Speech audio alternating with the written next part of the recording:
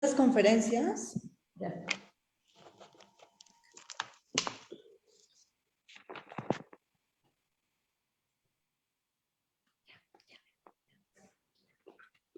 Buenas tardes a todos. Vamos a iniciar esta transmisión en la que vamos a participar mujeres. Esta es la lucha de las mujeres saharauis. Es una conferencia de mujeres, para mujeres, con mujeres. Y básicamente en este momento estamos haciendo un reconocimiento importante a la labor de Aminetu Haidar, que es la representación de esta fuerza, de esta lucha, de esta manera pacífica de buscar una salida y que nos representa no solo a las mujeres saharauis, sino a todas las mujeres del mundo con esa fuerza, con esa fortaleza, con ese amor que la caracteriza y que nos va contagiando a todos. Agradecemos a todas ustedes que están por aquí y queremos comentarles que, bueno, pues seguiremos en la lucha, seguiremos trabajando, estaremos juntas. Y bueno, agregaré también que estamos haciendo un pequeño homenaje en memoria a Pilar Bardem, también mujer, también fuerte, también madre, también luchadora. Así que, pues, sin más preámbulos y agradeciendo nuevamente a nuestras maravillosas y excelentes ponentes que pues nos darán aquí algunas lecciones a todos. Le daré paso a Elizabeth Aro, que será quien modere esta sesión y quien abrirá el espacio para todos ustedes. Gracias a todos los que nos están viendo por Facebook. Gracias nuevamente a ustedes, bellas mujeres, y empezaremos a trabajarle y continuamos. En la lucha y Sahara Libre ya. Bueno, pues qué gusto verles a todas. Celebramos que tengamos esta oportunidad de cerrar este día de actividades en torno a la figura de Aminetu, justo con una mesa de mujeres. Esto fue sin querer, no fue planeado. Al final tendremos ahí la presencia varonil con los comentarios finales que estará haciendo Jaguari, el primer secretario de la embajada aquí en México. Entonces, pero es todo nuestro, el tiempo. Ustedes van a poder explayarse lo que ustedes gusten. Bueno, en el programa tenemos en primer lugar la participación de Avida, después de Gami, Galia, Isabel Lorenzo, creo que Isidora y después Isabel, es igual. Isidora no ha podido conectarse con nosotros, ella está en Perú ahora, entonces la vamos a dejar hacia el final, ¿no? Para ver si se logra conectarse. Queremos agradecer mucho al público que nos acompaña en Facebook, especialmente queremos agradecer a la Asociación Panameña, Asociación de Amistad de Panamá, con la RAS, que nos ha estado acompañando durante todo el día en las transmisiones. Muchísimas gracias. Gracias, Gloria, por estar ahí presente. Y a todas las personas que tan amablemente nos han ayudado con su presencia para que este evento sea exitoso. Y bueno, decidimos ponerle el nombre a la conferencia de Mujeres en la Lucha del Pueblo Saharaui, porque sabemos que ustedes en su trabajo y trayectoria han apoyado y han puesto sus esfuerzos en temas muy específicos que necesariamente son vinculantes a la causa, pero que son como temas especializados. Entonces, para dar oportunidad y enriquecer esta conferencia, que más bien queremos que se trate como de una charla entre amigas, hagamos de cuenta que estamos en la Jaima, que nos van a ofrecer el té y que entonces vamos a pues compartir una rica conversación, ¿no? Cada quien con su tema, pero siéntanse en esa libertad de decir, bueno, pues yo hasta aquí y luego regreso y sin problema, porque también si ustedes quieren tener un diálogo entre ustedes haciendo alguna pregunta, eso se podrá hacer. No queremos que sea una conferencia tan rígida como otras, ¿no? Sí queremos también decir que esta mesa, esta conferencia la abrimos porque nos queremos sumar con ella a la campaña que se está realizando en torno a la explotación ilegal que se está haciendo de los recursos naturales allá en el Sáhara Occidental. Esta campaña que inició el 16 de enero, en donde se ha escrito un manifiesto y que ese manifiesto está circulando por todas partes en espera de que la gente se sume y firme. Entonces, ese fue el motivo por qué decidimos hacer esta conferencia, ¿sí? Para sumarnos y apoyar desde este día especial de Aminetu Haidar a la campaña que se está haciendo, la WSNS. Entonces, bueno, sin más preámbulo, va a ser un gran placer y un gran honor escuchar a Vida en su exposición. Ella es la primera mujer, tengo entendido, si no corrígeme, Avi, en ocupar un cargo importante dentro de la diplomacia saharaui. Abida Mohamed Buseid es directora de Información y Comunicación del Ministerio de Asuntos Exteriores de la RAS. Entonces, le estamos cediendo la palabra para que nos compartas todo lo que tú quieras. Tenemos tiempo para las 4 hasta las 2:45. 2:45, 2:50 de la tarde, ¿sí? Entonces, adelante, Abida, será un honor escucharte. La verdad, el honor es mío compartir ese espacio con mujeres con lucha realmente destacada, como el caso del Ghalia Jimmy, como también la compañera Isabel Lorenzo y como también nuestra compañera quiero decir, Isidora. También permítanme al inicio agradecer a Amaraz por su esfuerzo, su noble trabajo, su acompañamiento a la lucha noble del pueblo saharaui durante todos esos años, vía sus actividades diversas y también innovadoras que permiten un poco déjame decir, romper ese silencio que día tras otra está intentando la ocupación marroquí, tapar con ello la lucha del pueblo saharaui. Hablar sobre mujeres en la lucha del pueblo saharaui es hablar de una trayectoria de casi medio siglo, de realmente de mucho orgullo, pero también de mucho dolor, sufrimiento y resistencia también, como también resiliencia en el caso de los campamentos de refugiados, como también el caso de los territorios ocupados. La parte que me concierne en esa charla, bien dicho, como has dicho Elizabeth, es la trayectoria, o bien dicho, la lucha de la mujer saharaui después del éxodo, especialmente en la fase del exilio. Dejando también otro espacio para el Ghalia, hablar sobre otra gran lucha de las mujeres saharauis que llevan hasta hoy en día en los territorios ocupados bajo la ocupación marroquí, como también dejando otro espacio para la tragedia en la que nos va a llevar Isabel hacia el genocidio y muchas también violaciones graves de los derechos humanos que sufren hasta hoy en día las mujeres, como también los hombres en los territorios ocupados. Empezaré un poco a resaltar 3 ejes en mi intervención. El primero va a empezar con la invasión marroco-mauritana al territorio. Como sabéis, ha sido invadido en una invasión militar atroz en el que ha dejado realmente al pueblo saharaui en aquel entonces entre una obligación o de evacuar al territorio o ser realmente exterminado en su totalidad. Como sabéis, en octubre del 75 hubo la invasión marroco-mauritania, donde las tropas marroquíes han invadido al territorio por el norte y las tropas mauritanas desde el sur.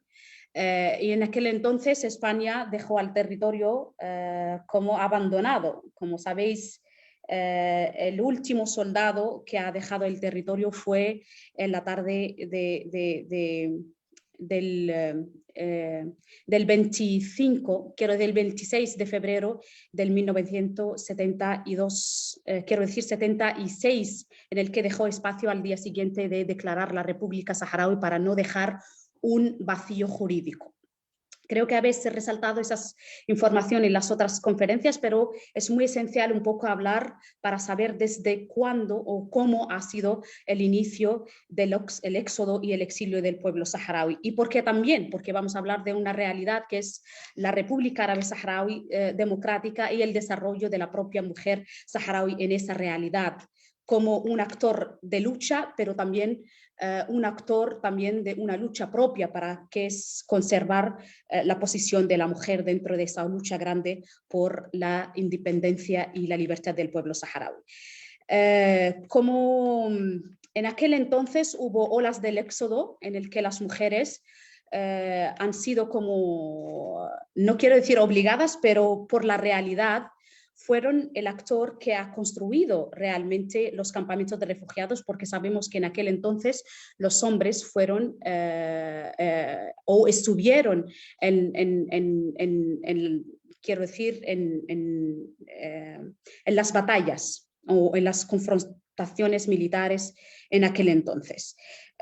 Sabemos que también las mujeres saharauis en su mayoría al inicio de la construcción de los campamentos de refugiados y después la construcción de las instituciones de la RASD fue como un desafío muy grande. Sabemos que la ocupación la colonización española no fue una colonización, como se puede decir, muy generosa, y eso es conocido en la historia, no es palabras mías, pero también en palabras de los propios españoles, donde la mayoría de las mujeres vinieron con grado muy humilde de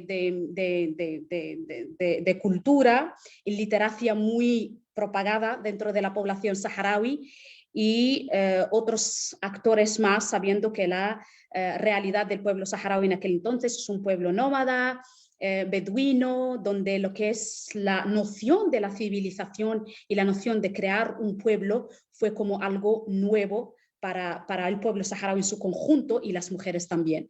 Eso también fue como otro desafío para el Polisario y para la Rasda en aquel entonces, donde hubo como una estrategia o una política de, déjame decir, exterminar lo que es la literacia y empezar en olas de autoformación, de alfabetismo, o empezar desde las bases para, digamos, intentar,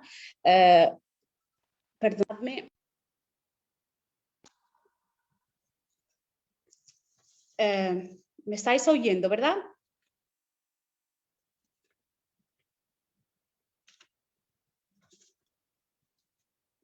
Perfecto, veo Isabel me está haciendo.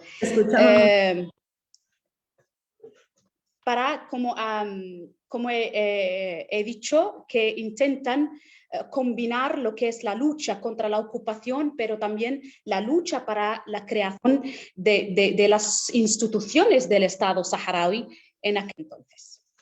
Después de crear los campamentos, y fue realmente las mujeres que fueron, como se puede decir, el corazón o el promotor de todas las instituciones, especialmente en aquel entonces las instituciones básicas como escuelas, hospitales, las administraciones y etcétera. Cabe resaltar también un asunto de suma importancia en el que cuando tratamos lo que es el rol de las mujeres saharauis, y que solíamos olvidarlo, es que las mujeres saharauis en los campamentos de refugiados son realmente quien administra y monitorea la cuestión de la distribución de la ayuda humanitaria, cosa que no la encontramos en ninguna parte del mundo. Incluso cuando llega la parte de Isabel a hablar de los derechos humanos, las mujeres solían ser una categoría vulnerable realmente en los campamentos de refugiados en toda parte del mundo, donde se considera la distribución de la alimentación se considera como una vía de abuso contra las mujeres en esas partes del mundo. Mientras en los campamentos de refugiados no es el caso. Quiero decir, en los campamentos de refugiados saharauis no es el caso, donde realmente las mujeres son el 100% quien maneja, distribuye, monitorea la cuestión de esa distribución de la ayuda humanitaria, donde deja a la mujer como el factor de poder en esa cuestión y no la lleva a la categoría vulnerable o quizás en otras partes del mundo se considera una vía de abuso contra las mujeres y también incluso hay algunos que le consideran también como un arma de guerra contra las mujeres para silenciarlas, para alejarlas y para dejarlas sumisas en algunas partes del mundo, que no es el caso en el campamento de refugiado saharaui. Para no alargar demasiado, vuelvo al segundo eje, que es el proceso de paz. Sabemos que es un proceso muy largo, hablamos de un periodo de 30 años, donde desgraciadamente la comunidad internacional ha dejado evidente, encabezada por la ONU, que ha fracasado realmente en al menos cumplir su compromiso, cumplir su deuda y también hacia el pueblo saharaui en lo que es, quiero referir también aquí a la cuestión del referéndum, porque sabemos que la misión del MINURSO, que es la misión creada por la ONU, encabezada por el Consejo de Seguridad, ha sido creada por un solo objetivo, que es el referéndum de autodeterminación para el pueblo del Sáhara Occidental. Y que sabemos que durante 30 años Marruecos ha bloqueado el proceso en varias ocasiones, ha creado obstáculos en varias ocasiones y no ha colaborado en muchas ocasiones para el desarrollo de la misión en múltiples aspectos.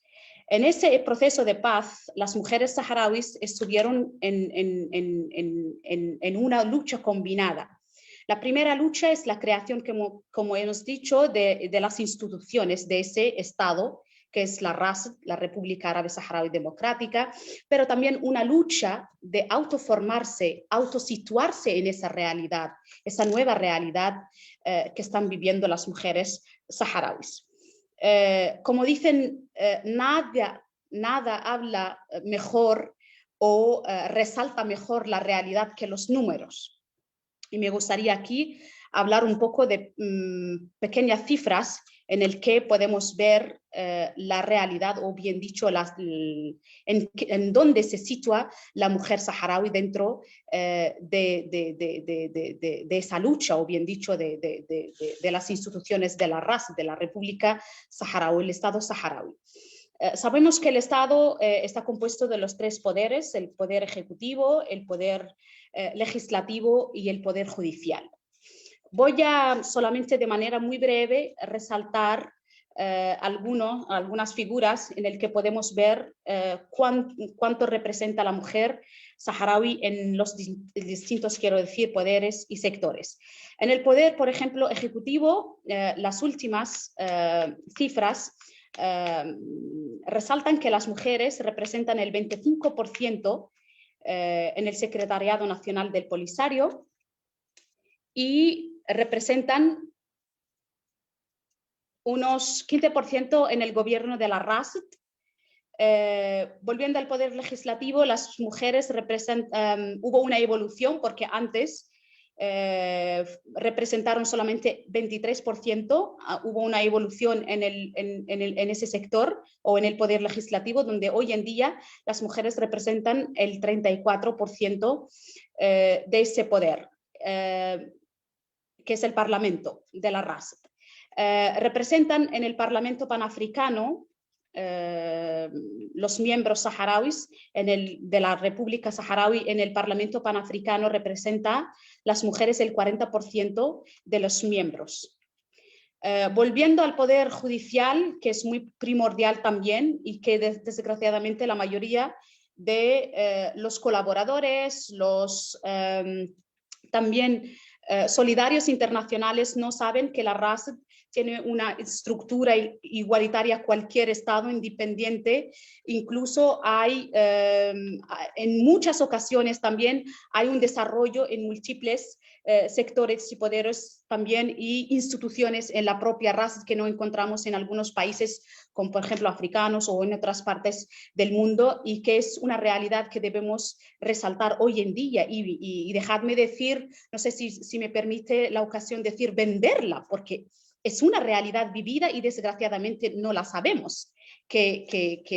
Siempre se habla de que hay un temor de que mañana será un Estado fallido, de que tendremos como otro Estado, como el caso de otros Estados que son fallidos en África o en otras partes del mundo, pero una de las realidades que no saben los cooperantes internacionales, la gente solidaria, que hay una estructura ya presente, vivida por la población saharaui y que solamente necesita ser expuesta al mundo, conocida por el mundo y bien también vendida al exterior, porque es una realidad y no hace falta más que permitir al pueblo saharaui determinar su futuro para que esa realidad sea expuesta en un Estado realmente soberano sobre todo su territorio. Volviendo al Poder Judicial, las mujeres jueces representan el 4%, es un número muy, digamos, reducido, pero hay una evolución porque anualmente estamos oyendo de, digamos, docenas y cientos de graduados en los distintos sectores, como también el sector de estudios legales y etcétera. El sector de la abogacía, las mujeres representan el 41%, que no es conocido que tenemos un 41% de las mujeres abogadas y que ejercen su labor en las distintos tribunales aquí en la RASD, como también tenemos otra realidad que la policía judicial representan las mujeres en ella 72% de ese sector y que es también otro factor de orgullo en el que desgraciadamente la mayoría de la gente no reconoce o no sabe realmente que existe esa realidad. Eso en breve, en general. Volviendo al proceso de paz, como hemos dicho, que duró, digamos, casi 30 años, en el que las mujeres también han cogido como oportunidad para autoformarse, autosituarse en la realidad de la creación de las instituciones de la RASD, pero también trabajar de manera continua para estar presentes siempre en lo que son las instituciones en todas sus categorías.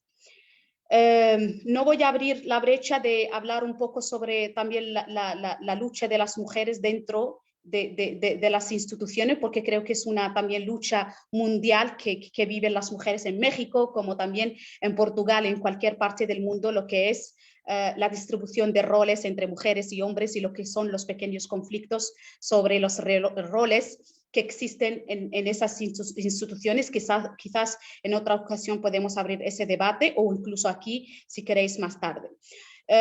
Resaltando el tercer eje de mi intervención, que es la Segunda Guerra, sabemos que la realidad cambió después del 13 de noviembre del año pasado, después que Marruecos violó el alto fuego, el acuerdo del alto fuego firmado entre las partes en 91, como también el plan de arreglo, o bien dicho, el acuerdo militar número 1, cuando salió con sus tropas militares para atacar los manifestantes pacíficos en la brecha ilegal del Guerguerat. Es también otra realidad, no sé si habéis resaltado en las otras conferencias, y quizás eso también necesita otra conferencia para resaltar sobre múltiples detalles sobre esa cuestión que desgraciadamente la gente sabe que hemos vuelto a las armas, existe una guerra, pero realmente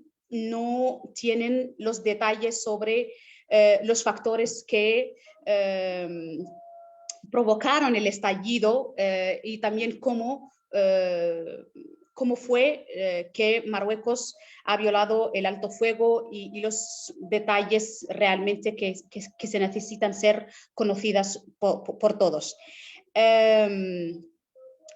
Después del 13 de noviembre quiere decir que muchos aspectos en los campamentos de refugiados han cambiado. Las mujeres hoy en día están como intentan, o no es intentan, están obligadas para ocupar más espacios en las instituciones de la RASD, porque la mayoría de los hombres se están volviendo a los campos de batalla. Y también cabe resaltar también el rol de las mujeres en la diáspora, en las campañas que están realizando para apoyar al pueblo saharaui, pero también a nuestros luchadores y héroes en los campos de batalla. En general, la situación como he resaltado, ha cambiado desde el 13 de noviembre. Muchos aspectos han cambiado aquí en los campamentos de refugiados. También la política de trabajo, la estrategia de trabajo en las instituciones de la RASD se está cambiando, situándose, o bien dicho, poniéndose a la nueva realidad para llevar a cabo lo que es esa lucha. Cabe resaltar también que esa guerra, Marruecos está intentando su máxime para silenciarla, para convencer a la comunidad internacional que no existe una guerra, que todo está bien, que lo que expone el Polisario y la RASD día tras otra por vía de las operaciones militares, que es mera propaganda y etcétera. Y sabemos las razones que están detrás de eso. Sabemos que acabas de resaltar esta vez al inicio la cuestión del expolio de los recursos naturales. Marruecos se beneficia de mantener el status quo, se beneficia de mantener la calma en el territorio para convencer a las multinacionales, a las empresas europeas, americanas, incluso desgraciadamente de América Latina, para continuar el expolio ilegal y si me permite la ocasión de llamarlo como es debido, el robo continuo de los recursos naturales del pueblo saharaui. Sabemos también que Marruecos está viviendo una realidad que conocemos todos, una realidad política, económica, social, muy, como se puede decir, alarmante, cosa que no le beneficia también hablar de una guerra en esta situación, y por eso está intentando silenciarla al máxime, pero nuestra labor es resaltar la realidad, porque el pueblo saharaui ha esperado mucho la comunidad internacional. Fue, dejadme o permitidme llamarlo, el buen alumno en esa clase, que siempre ha sido obediente, esperando que se cumplen las reglas, mientras que desgraciadamente la comunidad internacional día tras otro está desafiando a ese pueblo pacífico en su naturaleza, pero al fin y al cabo no va a quedar más años esperando con las manos cruzadas. Espero que no alargue mucho, doy espacio a las intervenciones que van a venir y después podemos abrir el debate. Muchísimas gracias.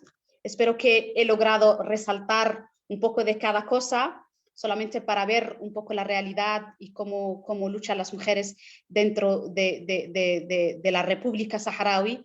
Y muchísimas gracias por vuestra paciencia y atención.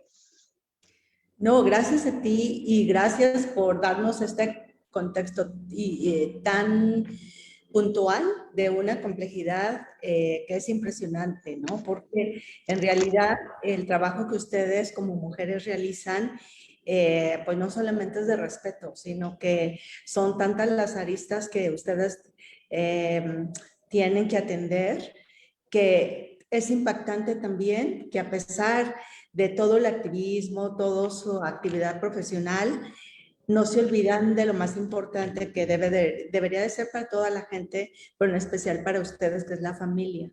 ¿no? Ustedes que cuidan también a los hijos, que no los desatienden a pesar de tantas dificultades que tienen y de tantas responsabilidades.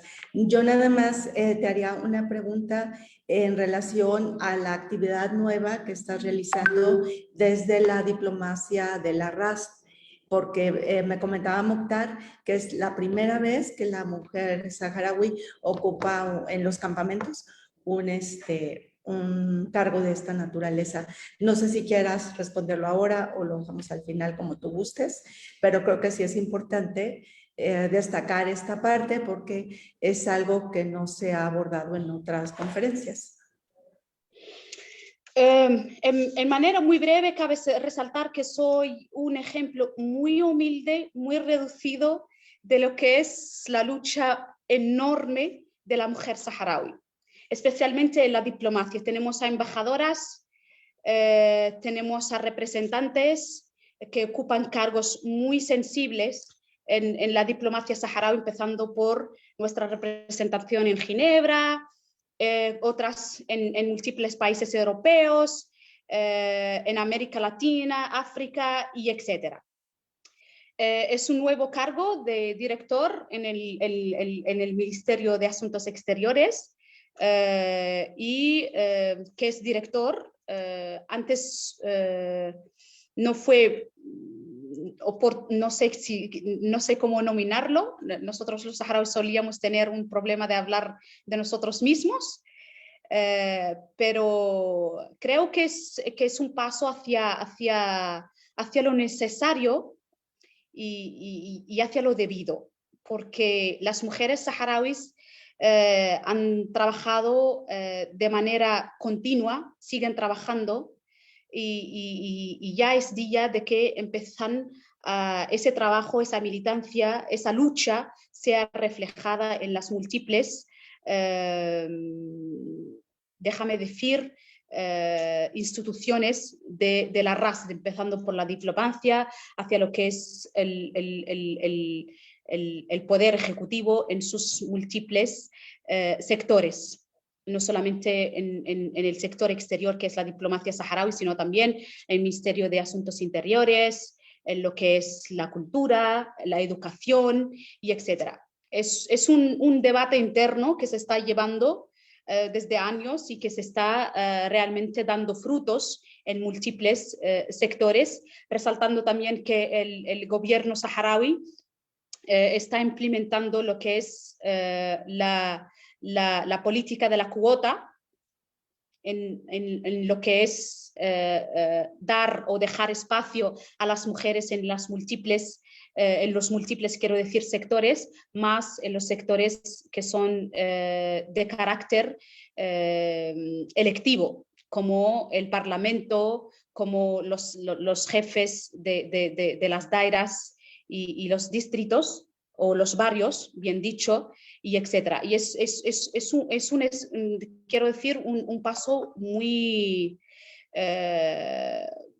muy necesario, muy realmente avanzado y que va a dar muchos frutos en el que se permite que la mujer saharaui se sitúe en el lugar donde debe ser situada. Pues muy bien, muchas gracias. Celebramos esta apertura y porque, bueno, pues da paso a que ustedes continúen siendo la diferencia y el ejemplo para muchas en todo el mundo. Ahora, pues gracias por tu participación. Más adelante, si hay preguntas, pues se las estaremos haciendo. Y queremos, pues, dar la bienvenida a Gami Gani. Espero que esté pronunciando el nombre y si no, por favor, corrígeme. Ella, pues, es una personalidad como todas las mujeres que están integrando esta conferencia, que están participando. Gami, pues es, entiendo, muy cercana a nuestra querida Aminetou Haidar.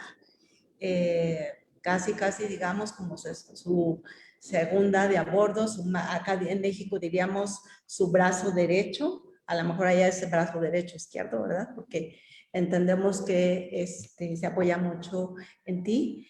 te damos las gracias por haber aceptado esta invitación y pues te dejamos el micrófono para que por favor nos hables de lo que tú quieras y en particular nos encantaría saber de este trabajo tan importante que han realizado juntas Aminé, tú, Haidar, tú y pues seguramente muchas más mujeres saharauis. Hola, muy buenas tardes a ustedes. Soy Ghalia Abdullahi Mohammed, conocida por el Ghalia Jimmy, una defensora de derechos humanos. Fui desaparecida por casi 4 años, entre 87 y hasta el 91. Soy militante de la causa saharaui y miembro del Frente Polisario. Vivo actualmente en la Ayun ocupada, nuestra capital de la Rast. En el principio quiero agradeceros para invitarme y agradecer a la Asociación de Amistad con la República Árabe Saharaui Democrática para invitarme y ofrecerme esa oportunidad para hablar de la situación de la mujer saharaui en la zona ocupada, bajo ocupación marroquí. Quiero también agradecer a mi compañera Abida. Estoy muy orgullosa. Hay una mezquita que lleva la oración. Si quieres parar un poco, ¿vale? Podemos parar un poco, continuar.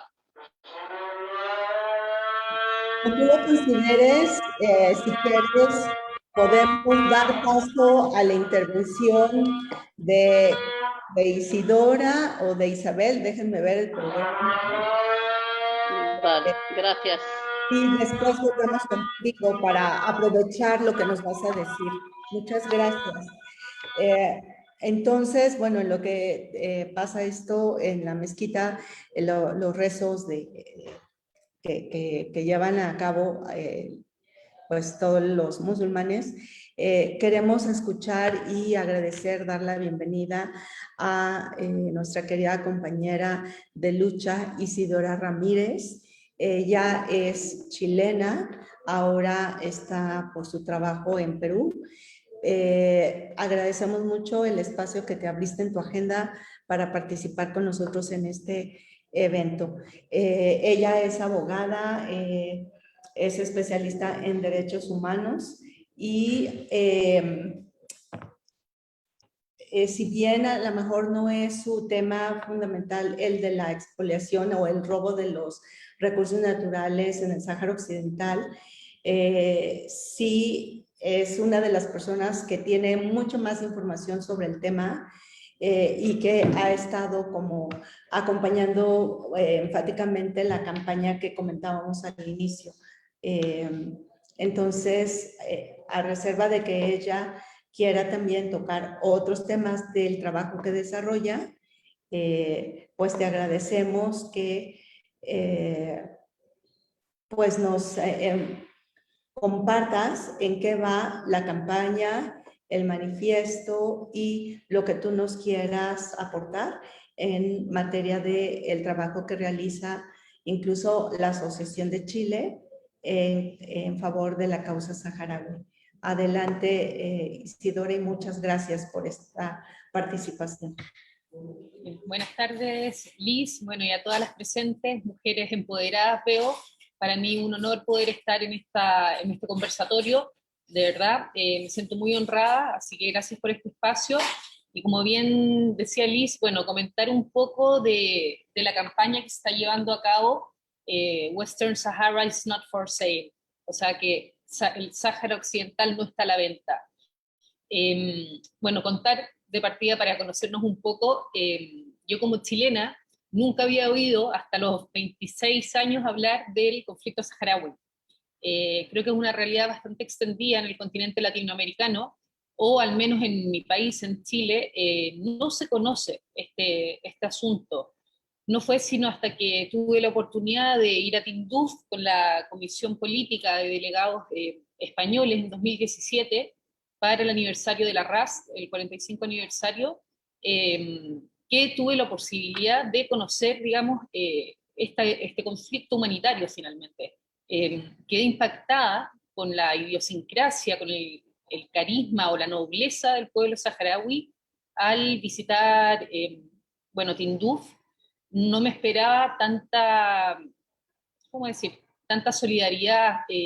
Vi también mucha sabiduría en el pueblo en general. Me impactó ver niños de pequeñitos hablando 4 idiomas, y la gente muy solidaria en todo aspecto, muy hospitalaria, tal vez aún viviendo en condiciones precarias y subsistiendo en los campos en base a la ayuda internacional. Para mí fue un regocijo poder ver, no sé, de amigas que conservo hasta hoy en día en los campos, que me regalaron su mejor melfa, nos invitaron a comer hasta pizza de camello, cosas que para uno resultan fuera de este mundo, algo muy desconocido. También rescatar sobre todo la retórica, yo diría la nobleza de su gente, de la cual yo soy una gran admiradora en la idiosincrasia, aún siendo tan distinta. Recuerdo así como de manera anecdótica estar en los campos con la Comisión Política Española, y al ser políticos, cuál hablaba más que el otro, por decirlo de alguna manera, y de repente después tal vez de horas de conversación, escuchando a los políticos españoles, alguno de los amigos saharaui intervenía y en una frase, con una parsimonia brutal, nos dejaba a todos boquiabiertos. Recuerdo frase en concreto: vosotros los occidentales tenéis relojes, pero no tenéis tiempo. Cosas así, bueno, que a mí me marcaron profundamente. Producto de esto, al volver a España, tuve la oportunidad de participar en la fundación de la Plataforma Valenciana de Solidaridad con el Pueblo Saharaui. Hoy en día sigue funcionando muy bien, y bueno, tras años de periplos y movimientos por los 5 continentes, de vuelta en Chile, quisimos crear la Asociación Chilena de Amistad con el Pueblo Saharaui. Ha costado que funcione, pero vamos poco a poco haciendo y liderando pequeñas acciones. De hecho, más tarde, en una horita más, tenemos un conversatorio también acerca del genocidio en el marco del Día de Aminetu. Ahora, yendo al tema en concreto que se me pidió hablar desde mis conocimientos, quiero destacar esta campaña del Sahara Occidental no está en venta, que pueden ingresar al link westernsaharaisnotforsale.org, que buscan en el fondo visibilizar un poco el expolio de los recursos naturales en el Sáhara Occidental.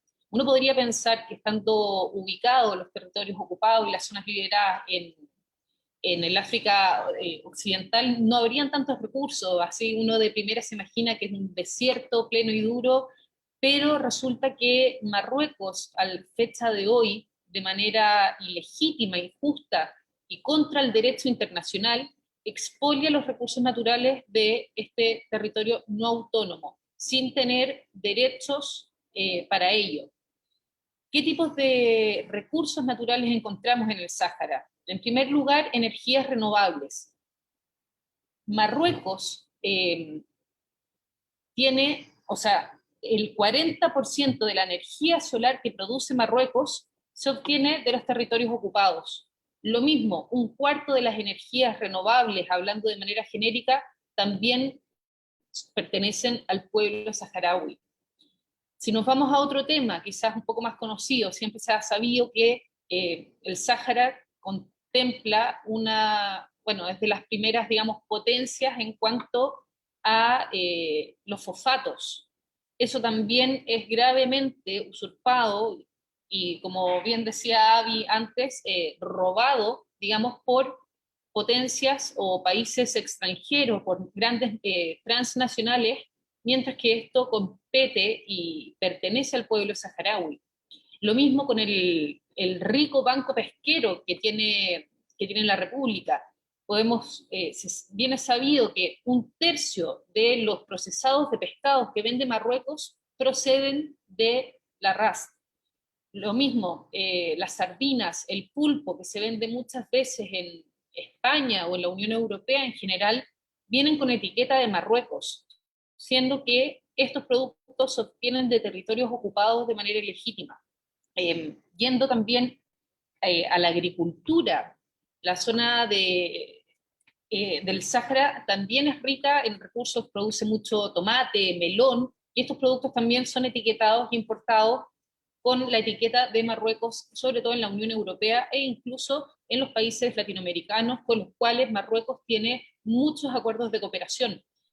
Al menos con Chile, con mi país, Marruecos ha firmado diversos convenios ya desde la década de los 90 en adelante, y siguen diversos acuerdos y convenios en materia militar, incluso en materia de recursos naturales y otros, y la verdad es que la idea de esta campaña es poder visibilizar y hacer un llamamiento no solo a los estados como autoridades, sino también, yo creo, a la población civil. ¿Qué es lo que consumimos? ¿Nos damos cuenta de dónde es lo que compramos? Hay que ver, porque en el fondo, como civiles, incluso en este desconocimiento podemos pasar a ser cómplices de flagrantes vulneraciones a los derechos humanos. Lo mismo en tema de turismo, se explotan ciertas zonas de la costa del Sáhara por parte de Marruecos como destinos eco-friendly o sostenibles, siendo que en el territorio se producen día a día y ya durante años de manera sistemática violaciones a los derechos humanos. En este sentido es, yo creo, y lo más impactante, el otro rubro donde vemos la explotación de los recursos naturales o que vemos relaciones comerciales, yo diría que es en materia armamentística y securitaria. En lo personal, si me permiten comentar un poco, yo que soy especialista en los muros. Llevo un tiempo recorriendo los muros del mundo que dividen la humanidad, muros económicos, muros jurídicos, muros fronterizos. Ahora justamente vine a ver el muro de Lima, que al igual que el muro de marroquí le llaman el muro de la vergüenza. Y realmente impactante las imágenes aquí en el Perú de cómo las poblaciones, lo que llaman los asentamientos humanos, que son asentamientos precarios, se ven discriminados y aislados por un muro que tiene 10 kilómetros de extensión. Visto desde la cima de las montañas es brutal, parece una estructura, un artefacto político sin fin. ¿Por qué digo esto? El muro del Sáhara, construido en 6 etapas, tiene 2.720 kilómetros de extensión. Es de los muros más extensos en el mundo. Y esto también repercute, obviamente, en la calidad de vida y en, finalmente, una flagrante violación y menoscabo de los derechos humanos de quienes residen en los territorios ocupados. Hay que procurar y hay que estar atentos, yo creo, sobre todo al tema del comercio de armas. España, Francia, Inglaterra y, cómo no, Marruecos, son cómplices finalmente en crisis humanitarias, ya no solo como lo que ocurre en los territorios ocupados o las precarias condiciones en las que vive la población refugiada en Tinduf, sino incluso llevándolo a otros conflictos, la peor crisis humanitaria que existe hoy en día, que es la crisis que se viene arrastrando desde 2011 en Yemen. Y Marruecos le vende armas, al igual que España, al igual que otras potencias europeas, a Arabia Saudita, que es uno de los principales agresores en esta guerra, que se ha cobrado infinitas vidas de civiles, se han bombardeado hospitales, se han bombardeado matrimonios, cuestiones que están prohibidas y proscritas por el derecho internacional humanitario. Lo mismo ha ocurrido de manera sistemática todos estos años, estas casi ya 5 décadas en que el pueblo saharaui ha sido oprimido. Marruecos, ya en la Marcha Verde y con los bombardeos de aquel entonces, recurrió a técnicas y armas que están proscritas por el derecho internacional humanitario, entiéndase como el jus ad bellum o el jus in bellum, el derecho en la guerra y el derecho a la guerra. Yendo y remontándonos un poco más históricamente y de manera global, en 1927, ya en el periodo entre guerras, fue proscrita la guerra como un recurso de los estados en el pacto Brind-Kellogg. Y se estableció, porque yendo a política realista, continúan las guerras, continúan los conflictos armados hoy en día, pero hay cosas que están proscritas. Ahí cabe resaltar las 4 convenciones de Ginebra del 49, se prohíben ciertas conductas en la guerra, no todo es válido. Y Marruecos durante estas décadas ha vulnerado esas convenciones, las cuales no ha suscrito del todo. Por ejemplo, bombardeando con napalm y fósforo blanco en el transcurso de lo que fue la Marcha Verde a la población saharaui, que tuvo que huir a la zona del Sahel en Argelia. Actualmente lo mismo. Ya sabemos que los acuerdos tripartitos de Madrid, por los cuales España se dio, entre comillas, la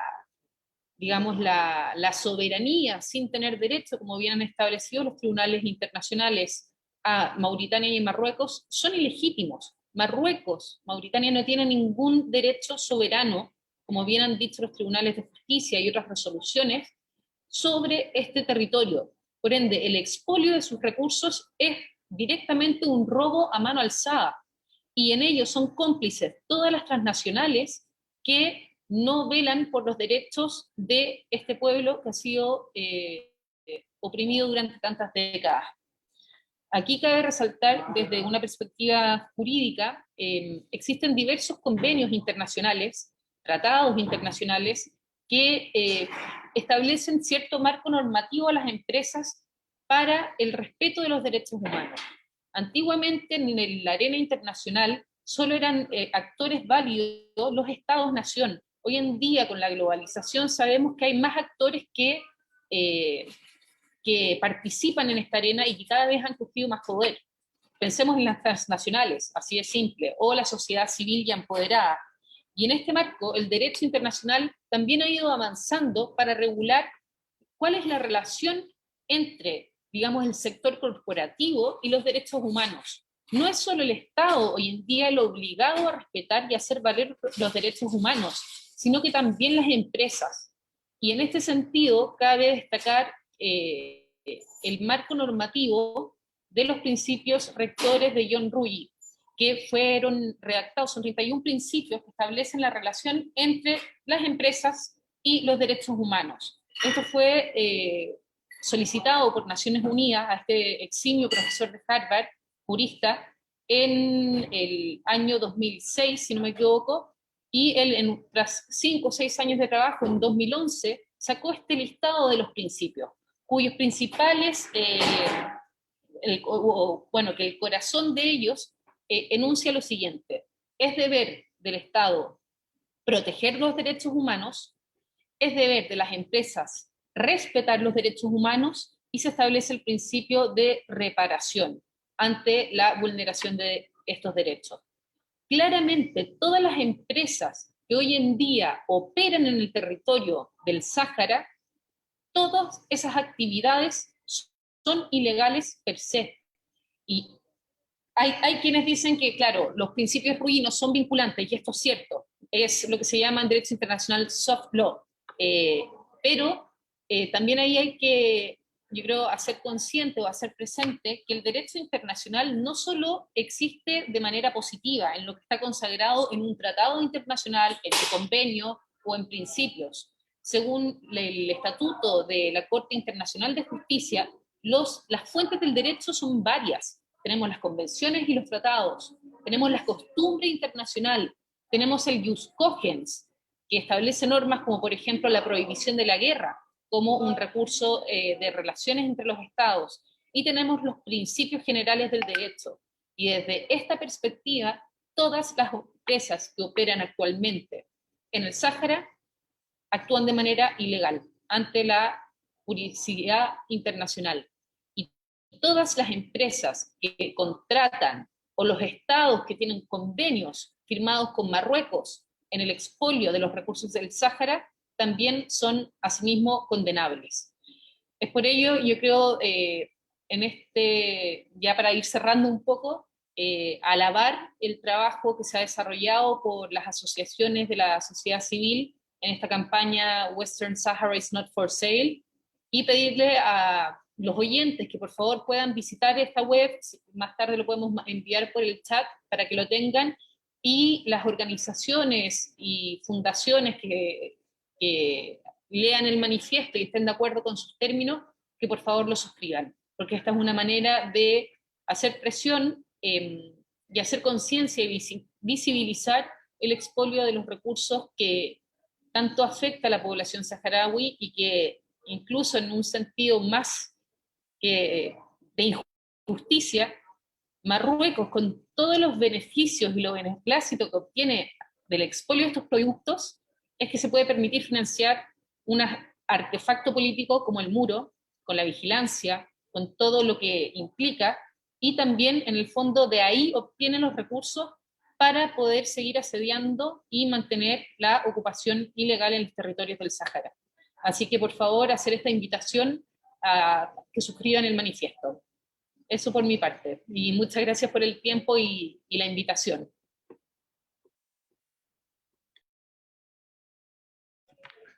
No, hombre, que agradeces, al contrario, realmente creo que para los que te hemos escuchado ha sido muy pues importante conocer pues con más detalle lo que es esta iniciativa importantísima que no podíamos como dejar de lado en este día en que estamos celebrando el trabajo de Aminetu en favor de los derechos humanos, y uno de ellos que es esencial, pues es justamente el de sus recursos naturales. ¿Por qué? Porque no solamente se les están robando, sino que los están explotando, y los beneficios de esa ilegalidad no está llegando siquiera de la manera más insignificante al pueblo saharaui. O sea, no reciben nada de todo lo que ellos están aprovechando. Los gobiernos que ya sabemos, ¿no? Hasta el momento, España, Francia, Marruecos, etcétera. Entonces, gracias por enfatizar esto y por todo el contexto que también nos explicaste jurídicamente. Agradecemos mucho esta participación y creo que pues también da pie para que podamos escuchar a nuestra querida amiga y compañera en la causa, Isabel Lorenco. Ella, pues tuvimos la oportunidad de escucharla el año pasado, que nos habló sobre pues cómo iba el juicio de los prisioneros de Deir ez-Zik. Ahora ella ha elegido el tema de genocidio y los derechos humanos. Veo que Gami ya está conectada. Vamos a consultarla si les parece bien, si ya está lista para su intervención, dado que ella está en los territorios ocupados y su complejidad técnica puede ser mayor a la nuestra. Gami, entonces, ¿quieres continuar con tu participación?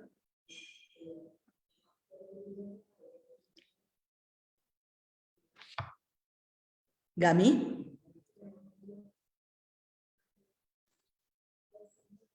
Creo que sigue teniendo problemas de conectividad. Entonces, mi querida Isabel, pues creo que sobra ya el presentarte, porque como investigadora y como parte fundamental de la organización Por un Sáhara Libre, creo que eres como una persona que sabemos de tu trabajo, de tu lucha, y que nos honra con su presencia en esta ocasión. Por favor, te cedemos el uso de la voz. Pues en primer lugar, agradecer una vez más que me han invitado para hablar, y a pesar que el tema son las mujeres saharauis, se ve que el movimiento solidario también se compone esencialmente de mujeres. Yo trabajo en la temática de paz desde mis 11 años, más o menos, porque he nacido en exilio, vivido en exilio, y toda mi vida no se hablaba de otra cosa sino de guerra y presos políticos.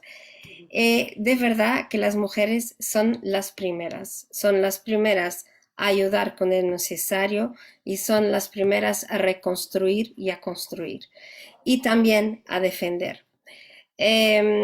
Pues yo no me voy a alargar mucho a los derechos humanos en los territorios ocupados porque Jimmy seguro que va a tener información más reciente, aunque hoy mismo ya recibí un montón de información, pero de verdad es una situación de tal forma que no hay cómo describir cómo es posible que el desgraciado del secretario general de Naciones Unidas sigue sin hacer su nido.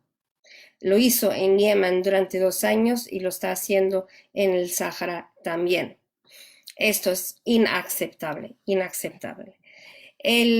La primera vez que yo escuché hablar de genocidio en el Sáhara, refiriéndose al genocidio después de aquello que algunos de vosotros llaman proceso de paz, y yo no lo llamo proceso de paz, ya voy a explicar por qué.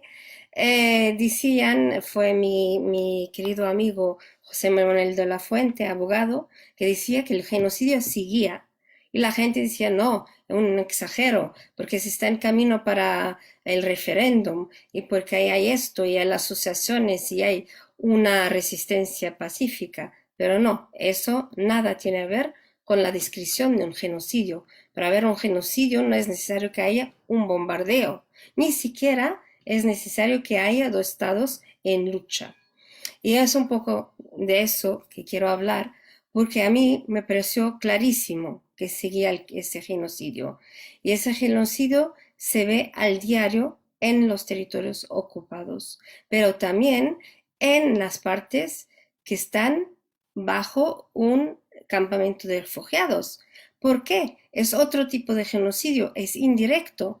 El hambre, la falta de nutrición, la falta de asistencia médica, la falta de tener un sitio para tener al mínimo menos de 50 grados, estaba ahora mismo comentando con la vida, para tener una vida, porque es una vida que psicológicamente es muy difícil de vivir.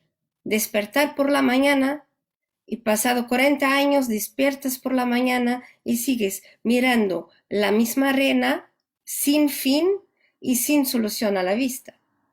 Bueno, eso se ha cambiado ahora en noviembre y tengo que añadir también a Isidora, ya no son 2.720 kilómetros de muro. ¿Por qué? Porque los marroquíes han añadido 50 kilómetros más después del 13 de noviembre. Tenemos 2.770 kilómetros de muro, que es el suficiente para hacer un muro alrededor de todo Portugal continental, de las islas del archipiélago de Azores y del archipiélago de Madeira, de las islas de Madeira. Pues tras la invasión del Sáhara en 1975 por el Reino de Marruecos y hasta el acuerdo de alto fuego, yo nunca hablo de proceso de paz, siempre solo hablo acuerdo de alto fuego o cese fuego. ¿Por qué? Porque no hubo paz, no existe proceso de paz. Los saharauis no han tenido un segundo de paz desde la firma del alto fuego en 75. La paz es así, fue para los colonos que han entrado ilegalmente, que les han trasladado ilegalmente para los territorios ocupados. La paz es así para todas las empresas de que habló Isidora, y nosotros hablamos de las que van a explotar, pero nos olvidamos de cosas como DHL, como los bancos, McDonald's, como todo lo que está funcionando ahí y que no tiene que estar ahí.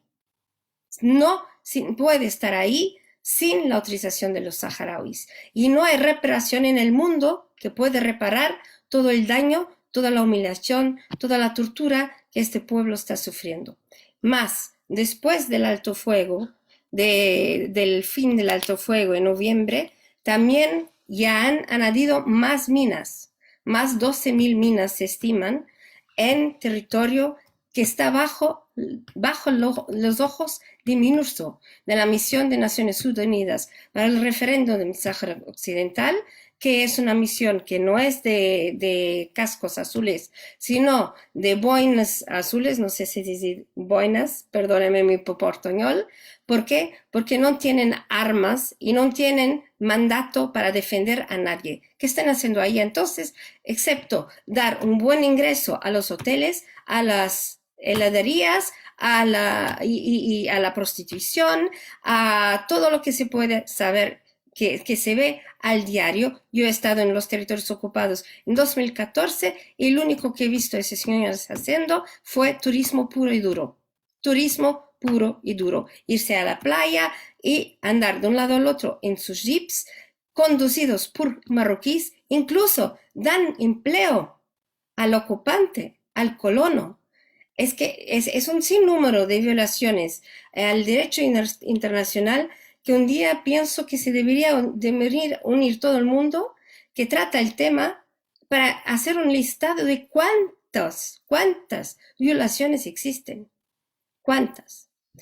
Entonces, claro que todos vosotros ya saben de los crímenes de guerra contra la población. El bombardeo de Napalm, el bombardeo con fósforo blanco, el bombardeo de Napalm no solo por parte de los marroquíes, como también antes por los franceses en la operación La Marta, pero los masacres, los asesinatos, las desapariciones forzadas, lo encarcelamiento en cárceles secretas, la tortura de niños, mujeres y hombres, las mutilaciones, un sinfín de cosas que Ghalia Jimi va a hablar mucho mejor que yo, que desgraciadamente lo ha vivido en su piel. Cabería esperar que con el acuerdo de alto fuego firmado por el Reino de Marruecos y el Frente Polisario, el legítimo representante de los saharauis bajo el auspicio de Naciones Unidas y de la Unión Africana y con la presencia de una misión de la ONU, la MINURSO que ya hablé, el genocidio se detendría, pero eso no es el caso. No solo que no respectó al alto fuego, como ya lo habíamos dicho de anterior, sino que también ataca a la población civil, roba recursos naturales y hace ilegal acuerdos comerciales. El reino no se detiene ahí. Ningún crimen cometido por Marruecos parece tener represalias por parte del Consejo de Seguridad. Y ahí quiero recordar que el Consejo de Seguridad en verdad son 5 miembros que son los efectivos y los otros están ahí para flores, haciendo de flor en una mesa, porque si uno de los 5 vete alguna cosa que se propone, ya no es aprobado. Entonces no se puede hablar que hay 15 miembros del Consejo de Seguridad. Mentira, hay 5 y 10 más que van rodando y les dan la voz a cada vez, a unos 5 minutos en cada 6 años o en cada 4 años. Eso no es democracia y es un organismo que no está trabajando como debe, mucho más porque en los 5 solo están representados los europeos, los de la OTAN y China, para no decir que no existe ni un asiático, pero no está nadie de América Latina y parece que África no existe. ¿Por qué estoy hablando en genocidio en curso? La Convención sobre el Genocidio establece en el artículo 1 que el crimen de genocidio puede ocurrir en el contexto de un conflicto armado, ya sea internacional o no internacional, pero también en el contexto de una situación pacífica. Este último es menos común, es verdad, pero es posible. El mismo artículo establece la obligación de las partes contratantes de prevenir y sancionar el delito de genocidio. Una vez más, Marruecos firma pero no cumple. ¿Cuáles son los crímenes de genocidios previstos en la Convención? Porque todos tenemos esta idea que genocidio es el holocausto, son las fosas de gente muerta, de miles de muertos, pero no es solamente eso. El artículo 2 establece que en esta convención genocidio significa cualquiera de los siguientes actos cometidos con la intención de destruir total o parcialmente a un grupo nacional, étnico, racial o religioso. Como tal, A. Matar a los miembros del grupo. B. Causar daños físicos o mentales graves a los miembros del grupo. C. Influir deliberadamente en las condiciones de la vida del grupo, calculado para provocar su destrucción física total o parcial. D. Imponer reglas destinadas a prevenir los nacimientos dentro del grupo. Y E. Traslado forzoso de niños del grupo a otro grupo. Todos estos, Marruecos lo hace, excepto hasta ahora, el traslado forzoso de niños del grupo a otro grupo. Es el único que no hace. A. Matar a los miembros del grupo. Es una práctica común en los territorios ocupados del Sáhara Occidental, perpetuada por policía, fuerzas militares, auxiliares, marroquíes y colonos. En este caso no se lleva a cabo ninguna investigación y a menudo el cuerpo del fallecido no es entregue a la familia. Y tenemos casos y casos y casos. Las autopsias no se realizan de una manera que cumpla con las normas internacionales. Pues puedo decir que he leído una autopsia donde se decía que el fallecido había llegado muerto al hospital y por eso se declaraba muerto. Parece broma, pero no es. Los asesinatos pueden tener lugar en la prisión o durante la detención, en la calle o en hospitales donde la negligencia médica intencional y el diagnóstico erróneo y la prescripción de medicamentos y tratamientos incorrectos son eventos cotidianos. Al diario esto pasa. B.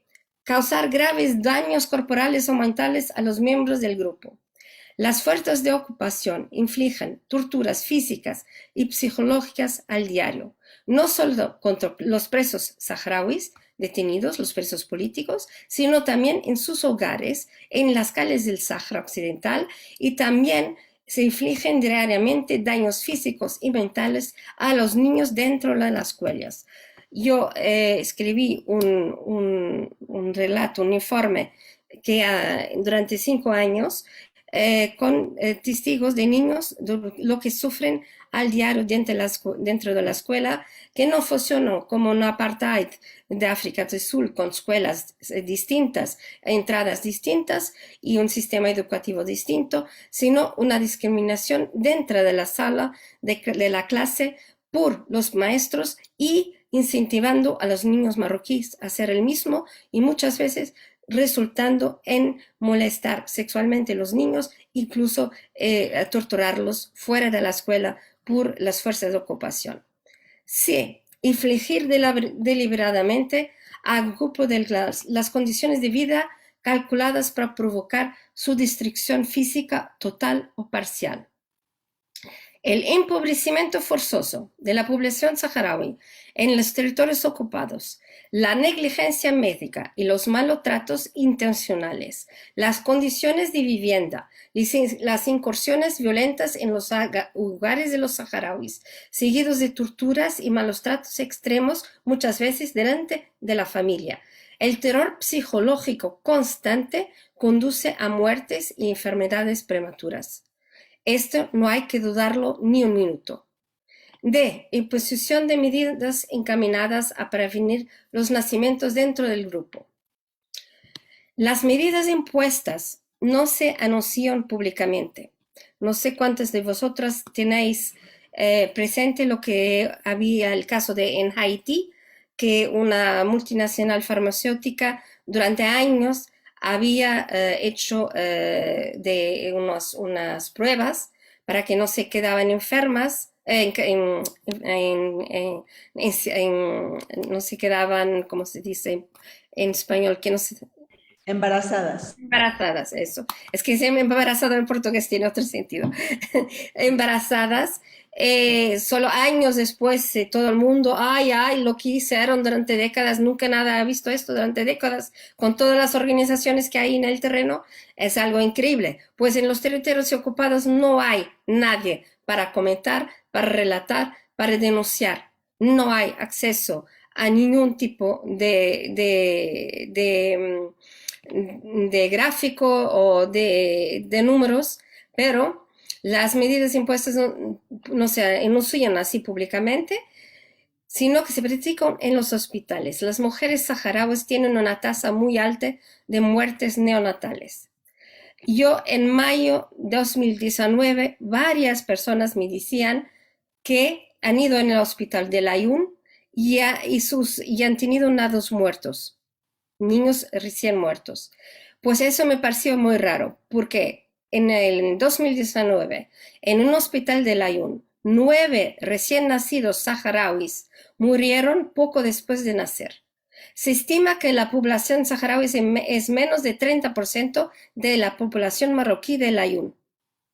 Y de ahí, mitad son hombres que no se van a quedar embarazados. Unos 15% serán niños que no van a estar embarazados tampoco. Según los datos publicados por UNICEF, la tasa de mortalidad neonatal en Marruecos es de 14 por 1000 nacidos.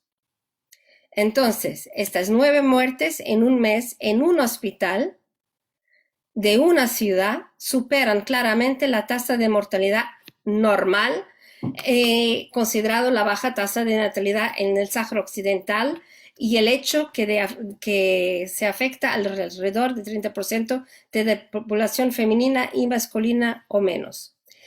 ¿Por qué decimos que tiene una tasa de natalidad muy baja en el Sáhara Occidental ocupado? Porque la mayoría son fuerzas del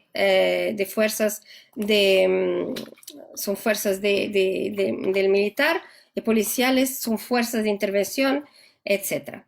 Hay que añadir que también es el sitio del mundo, uno de los sitios del mundo con más acceso a pornografía virtual, que es otra explotación de la mujer.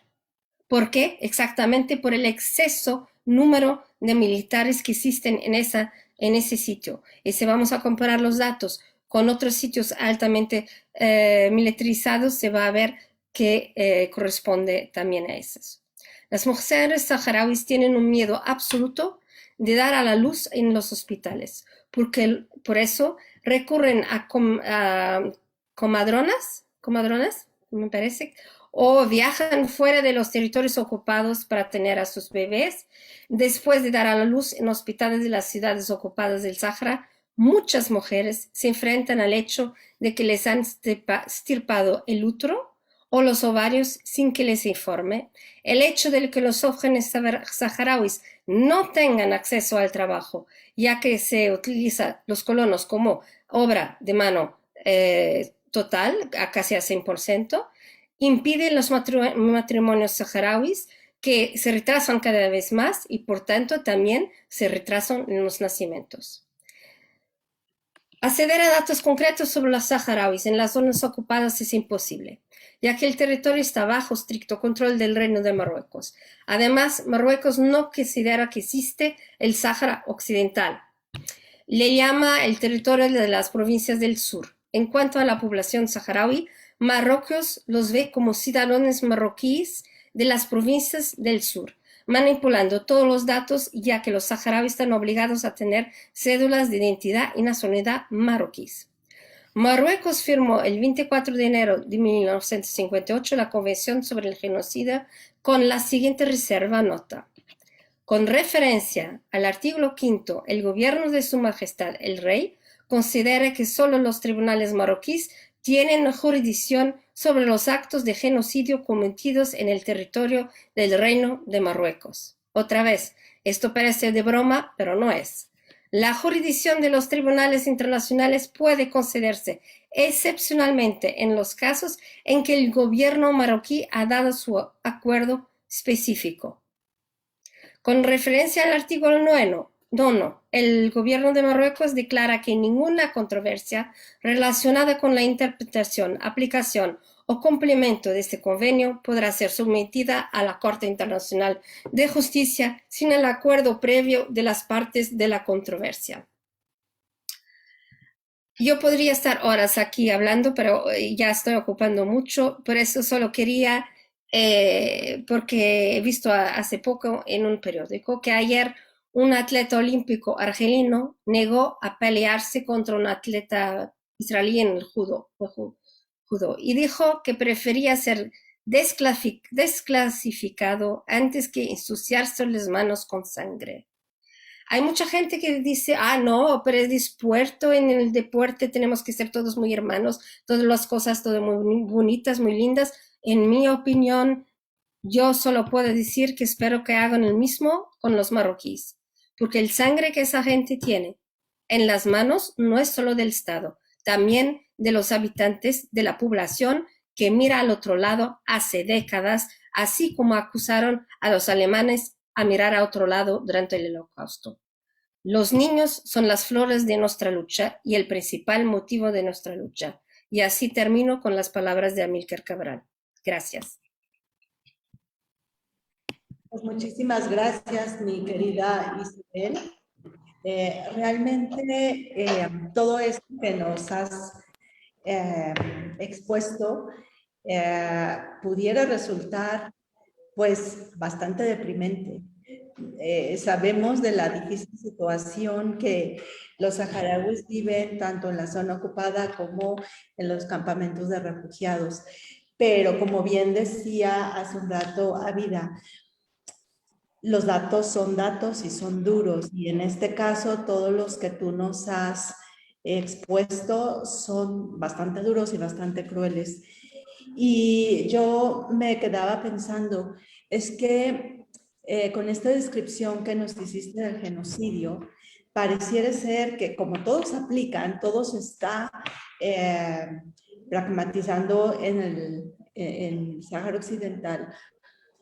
Pareciera ser que los quieren llevar al límite para que finalmente acepten las condiciones que se les proponen.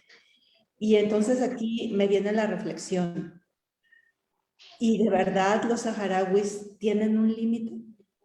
Porque ¿qué pueblo, junto con el palestino, por ejemplo, puede soportar tantas vejaciones, tantas violaciones a sus derechos humanos, manteniendo la fuerza, la integridad, la dignidad, pero sobre todo la esperanza? Creo que todo lo que aquí estamos compartiendo esta tarde, pues nos invita pues, a valorar, por un lado, las condiciones que tenemos, pero sobre todo el compromiso de pues, poner a disposición de la causa pues, los recursos que tenemos para seguir difundiendo esta trágica situación.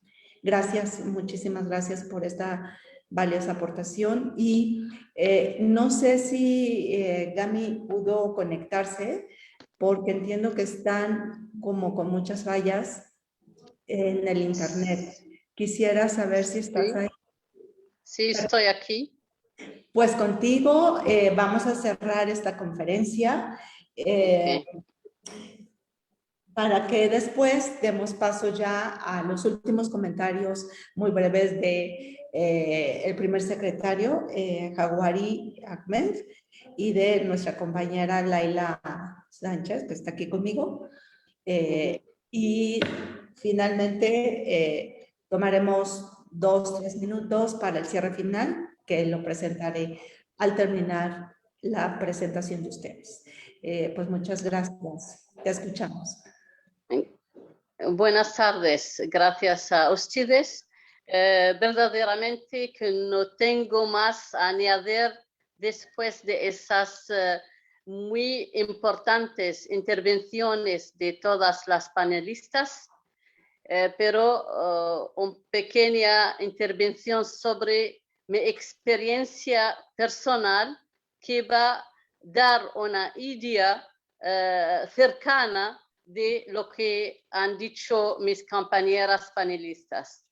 Como he dicho antes, que fui una desaparecida durante 3 años, 7 meses, con ojos vendados, en un centro secreto, el Ayun ocupado, al instar con mi compañera hermana, Aminatu Haidar, y otras valientes mujeres saharauis militantes de la causa saharaui. Como sabéis que desde 75 hasta el 91, el año de nuestra libertad, Marruecos ha desaparecido a miles y miles de saharauis, entre ellos miles de mujeres que han pasado épocas distintas, de pequeñas épocas hasta 16 años de desaparición.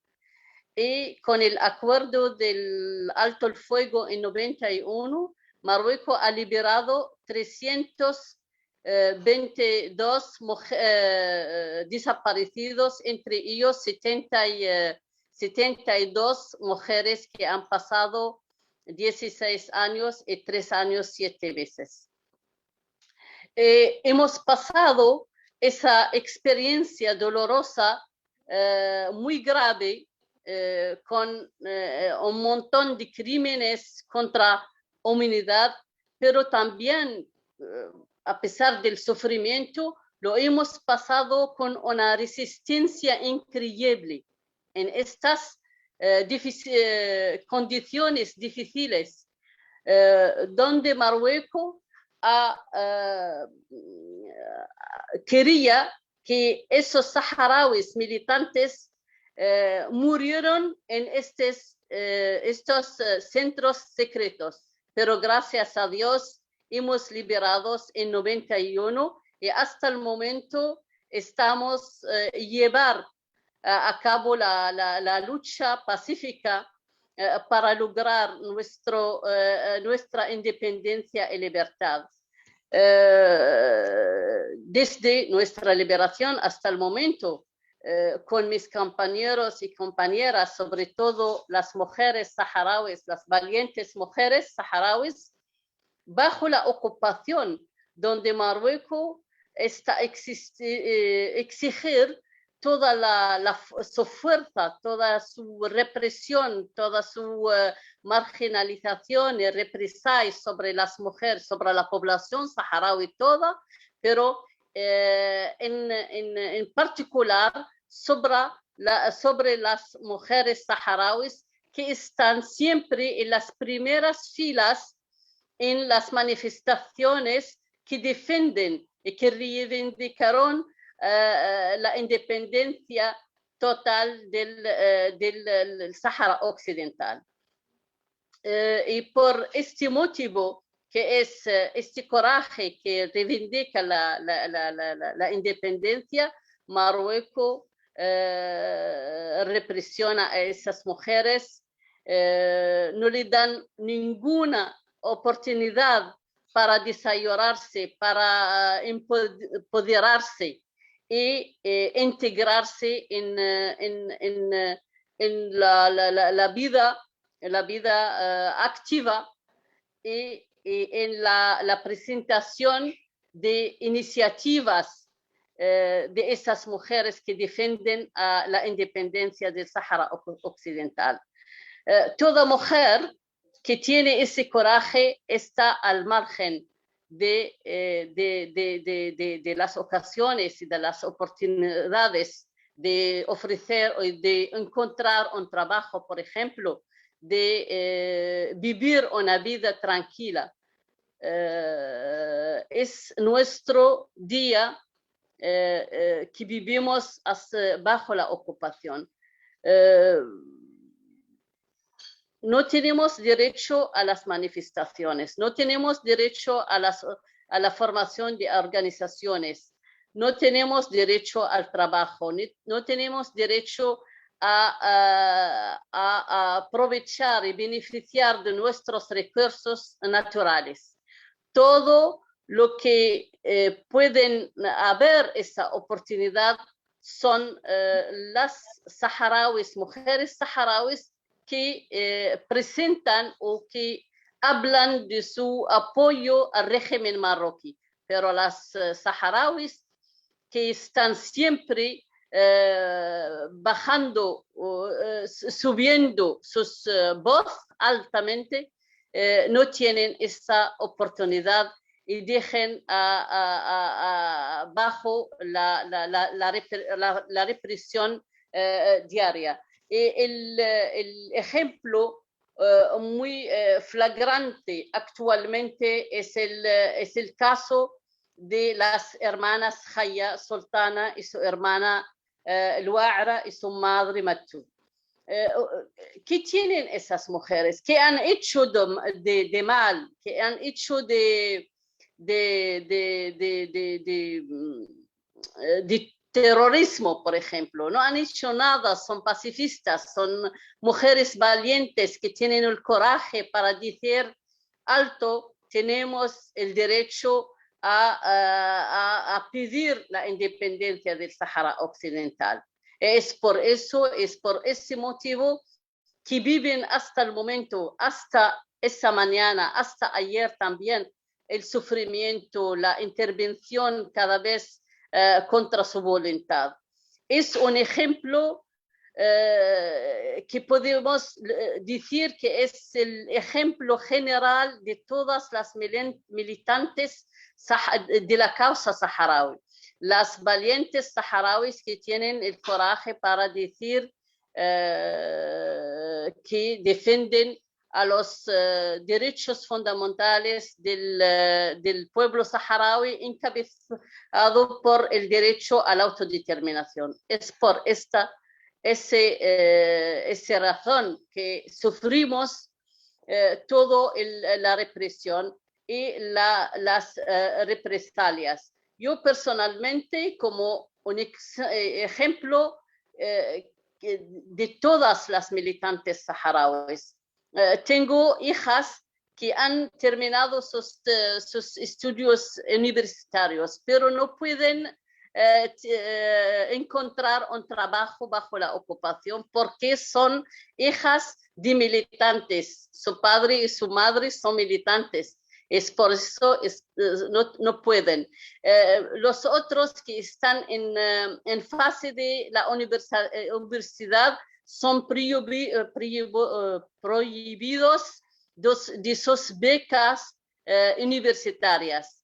Es el ejemplo de otros militantes que tienen niños que estudiaron en las universidades en el interior de Marruecos. No tenemos universidad en la zona ocupada. Estamos obligados de enviar nuestros hijos y hijas hasta Marruecos para estudiar, y allí estaban bajo vigilancia de los servicios marroquíes, y cuando tienen su diploma no pueden encontrar trabajo porque militen en el sede de la universidad al favor de la independencia y de la causa saharaui. Entonces, lo que pedimos, pero como no tenemos mucho tiempo, quiero lanzar un llamamiento a todos nuestros solidarios de América Latina y del mundo entero, de apoyar al pueblo saharaui, ayudarle a aprovechar de su autodeterminación para elegir su futuro político y exigir su independencia y vivir en paz y en desarrollo en la región nuestra, la región de Gran Magreb y en el sur del Mediterráneo. Por fin, gracias a vosotras, gracias a la solidaridad internacional, gracias a vosotras que has dado esa iniciativa del Día Internacional de la Mujer Saharaui bajo el nombre de Aminatou Haidar, nuestro símbolo de la resistencia pacífica. Hasta la próxima.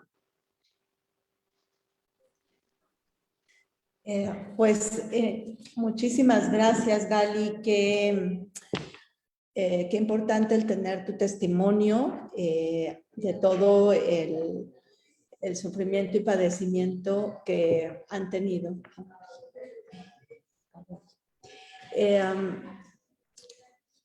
Realmente conocemos, ¿no?, de las torturas y de todo lo que los marroquíes hacen con ustedes, con la población civil, pero escucharlo de viva voz de alguien que lo sufrió, que lo padeció y que lo sobrevivió, es todavía más impactante.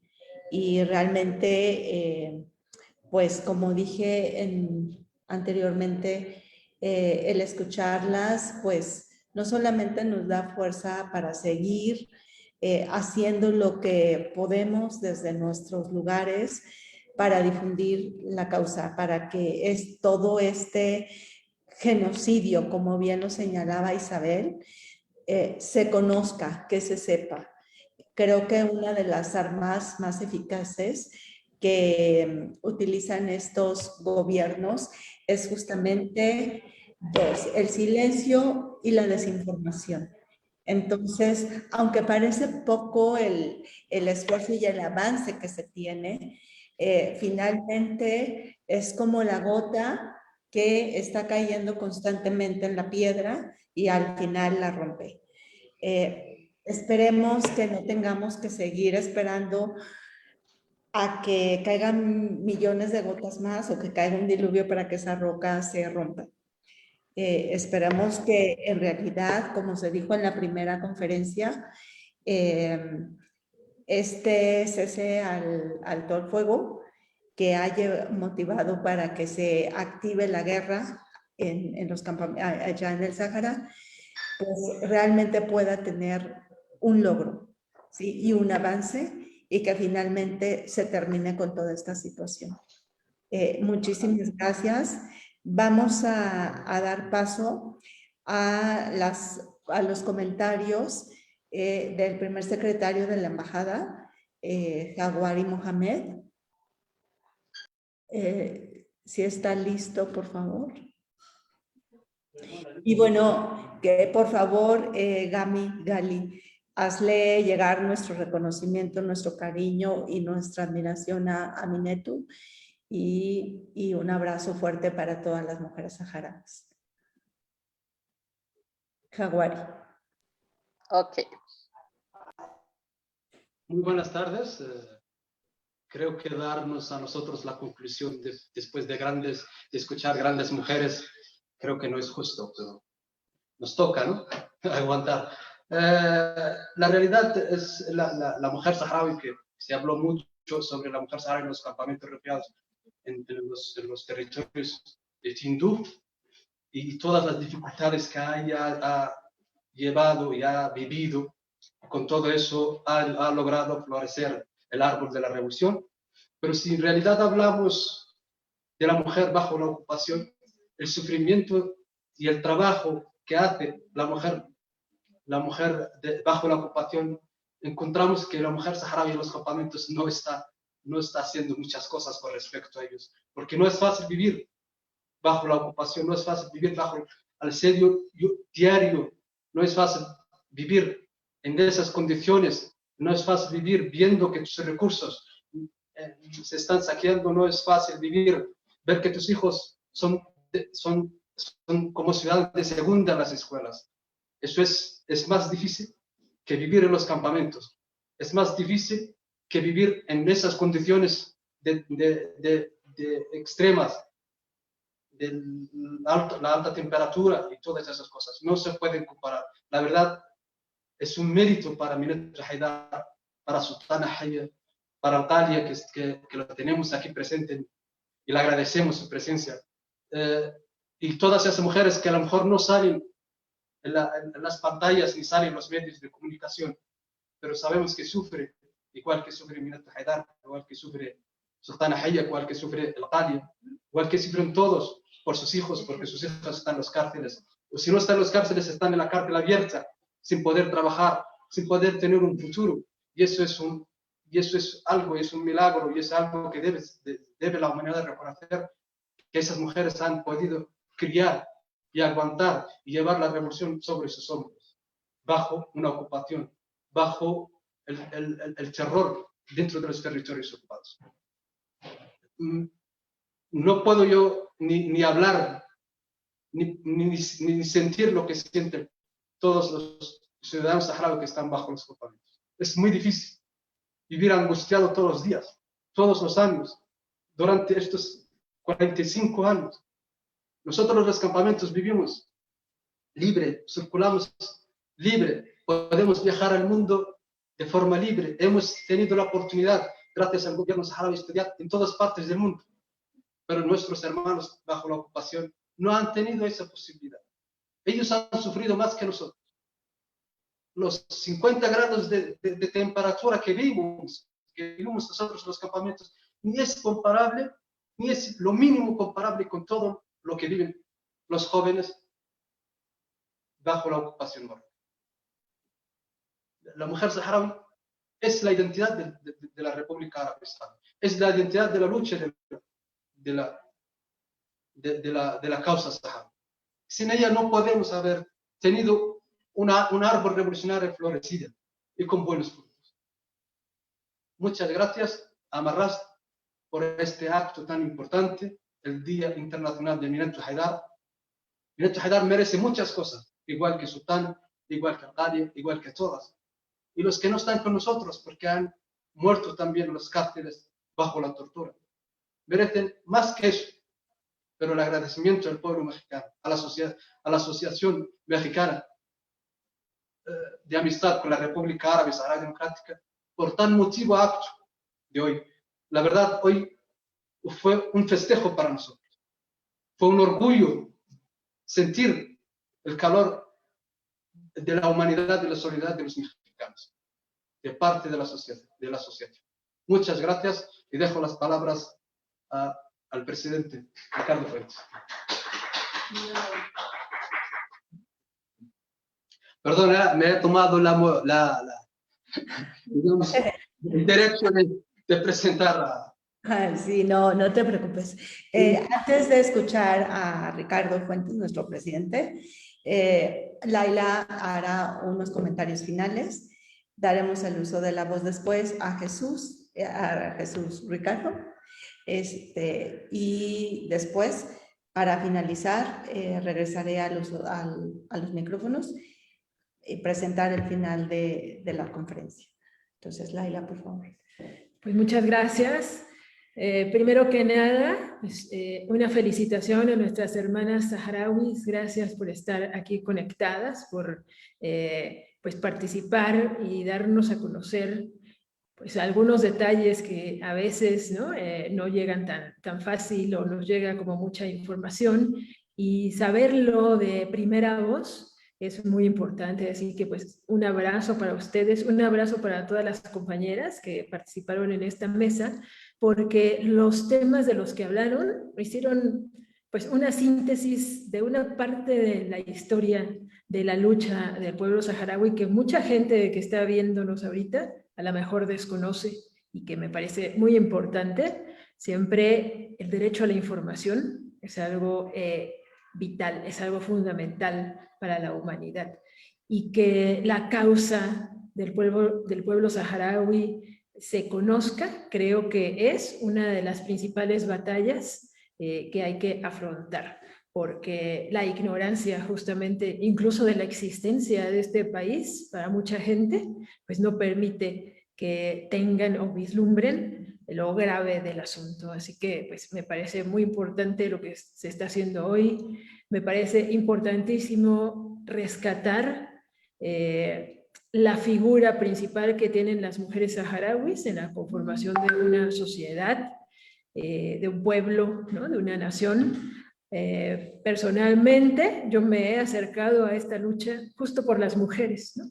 Son temas que yo trabajo, me interesa la historia de las mujeres, me interesa el quehacer de las mujeres en todo el mundo, y las mujeres saharauis fueron las que me invitaron de manera indirecta y ya después directa, pues aquí en la embajada, a participar y a enterarme. Así que yo también les agradezco que me saquen de la ignorancia, que me hayan acercado a esto, y así como a muchas otras compañeras que yo les cuento y que les interesa conocer de la lucha y los saberes y lo que pueden aportar las mujeres saharauis al mundo. Así que muchas gracias, y también pues el gran reconocimiento a Minato Haidar, que es nuestra celebrada de hoy, porque ella representa la lucha de todo eso que hoy ustedes hablaron en este espacio. Así que bueno, pues no me alargo más por el tiempo que tenemos.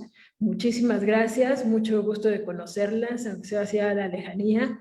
Ojalá que en algún momento esta situación mundial que hoy vivimos nos permita abrazarnos de verdad en un abrazo sororario desde acá. Muchas gracias. Ricardo, por favor.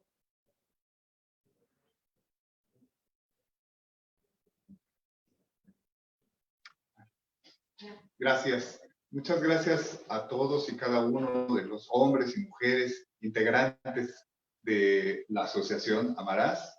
Gracias a Jaguari y a la gente que trabaja aquí en la embajada por darnos lugar para poder hacer esta transmisión.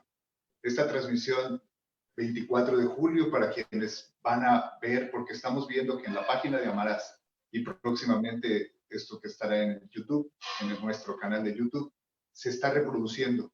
Quizás pocas personas lo escucharon y lo vieron en vivo, pero estamos viendo con mucho agrado que se repite y se repite y se reproduce constantemente.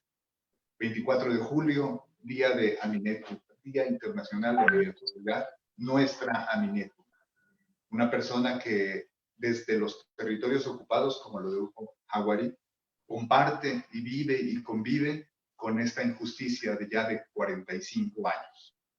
Agradezco mucho la atención y espero que estas muestras de solidaridad, no nada más en México, sino en el mundo entero, se hagan de manifiesto y que sigamos demandando a la comunidad internacional, a las instancias internacionales, a la Organización de las Naciones Unidas, que se dé cumplimiento con los acuerdos que no se han cumplido cabalmente para que el pueblo saharaui, la República Árabe Saharaui Democrática, recupere los territorios ocupados y sean todavía seres humanos, personas todavía más libres de lo que ya son. Muchas gracias y vamos con Elizabeth para pasar a la parte final. Pues bueno, para cerrar con broche de oro toda esta jornada en el Día Mundial de Aminetu Haidar,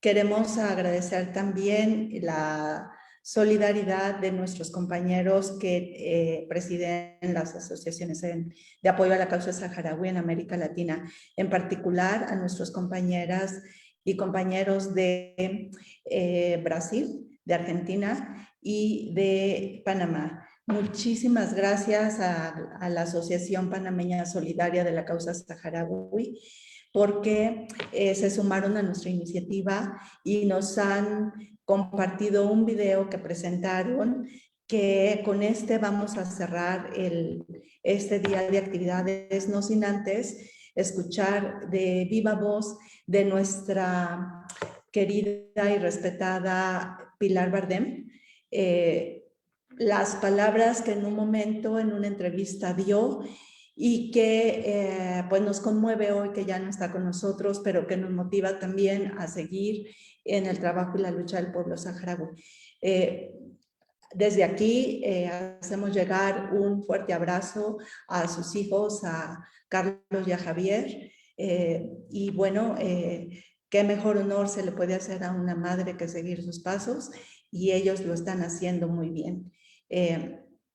Pues daremos paso al video, primero de doña Pilar Bardem, y cerraremos con el video que amablemente nos hizo llegar la Asociación Panameña de Solidaridad con la Causa Saharaui. Muchísimas gracias a todos.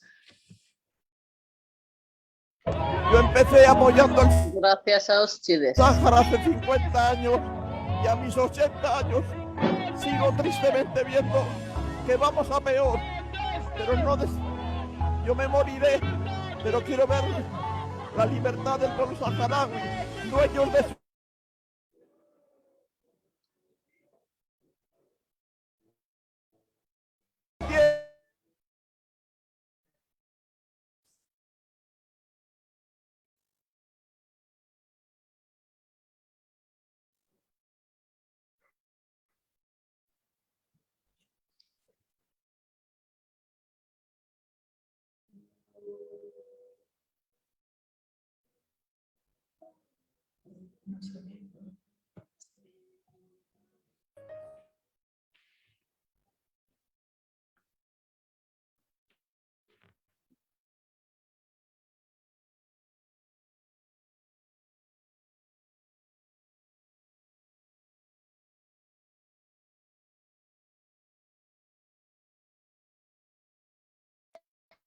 estamos teniendo unas ligeras dificultades técnicas, pero en cuanto se pueda vamos a transmitir el siguiente video.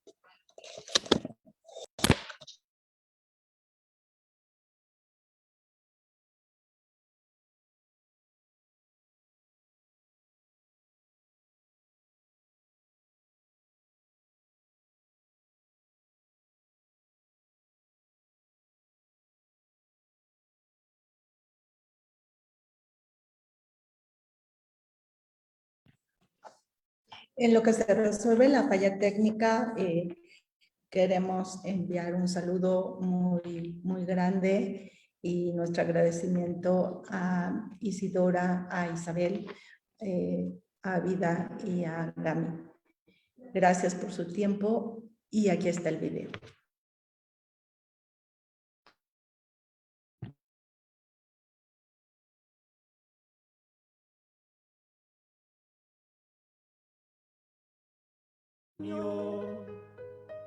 Cuéntame.